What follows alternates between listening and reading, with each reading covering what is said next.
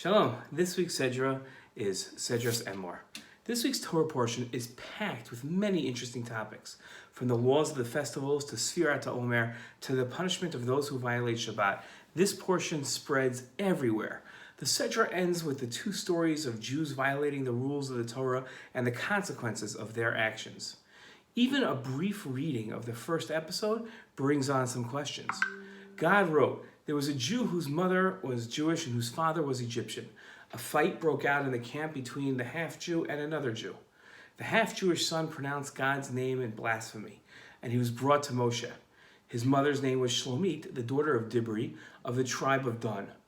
He was placed in custody until a decision of God was made clear to them. God spoke to Moshe, and he said, 'Take the blasphemer outside the camp. Let all who are within hearing his blasphemy lay their hands upon his head, and let the whole community stone him to death. And then say this to the Jewish people: anyone who blasphemes God shall bear his guilt.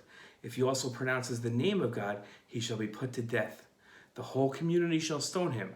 Stranger or citizen, if he has pronounced God's name, he shall be put to death.'" This episode is odd for a number of reasons. Who was this Jew? Why does it matter that he was a half-Jew?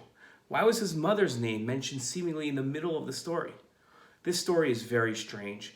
Rashi explained a great deal about this parsha by giving some much-needed background from Midrashim.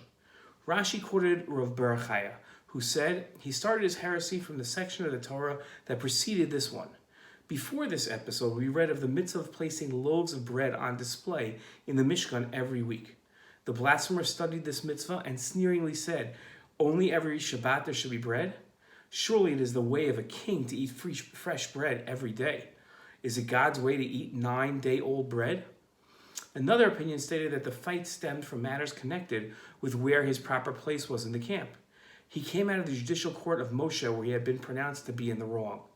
His father was an Egyptian, and he had gone to pitch his tent in the camp of the tribe of Dan, to whom his mother belonged, but the people of Dan said that he had no right to be there. He went to the judicial court of Moshe to have the matter decided, and he was declared to be in the wrong. He then stood up in anger and blasphemed.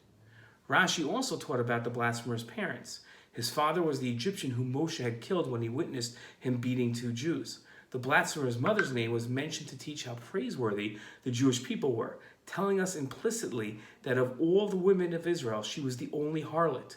Harlot. She was so called because she was always babbling, "Peace be with you, peace be with you, peace be with you." She was continually babbled with many words.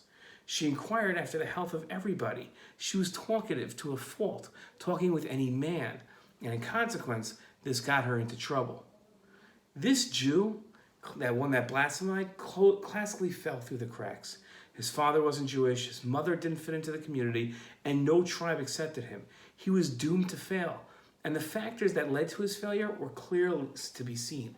Ultimately, we are all responsible for our own choices, and so is this man. But there are factors in each person's life that lead to poor choices.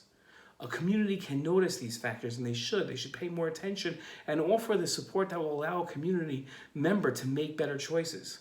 That's the lesson I take out of the blasphemer from this week's Torah portion. Yes, he was responsible for his actions, and he should never have done what he did.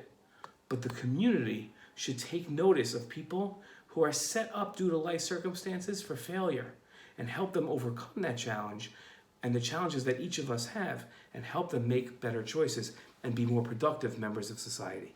Shabbat Shalom.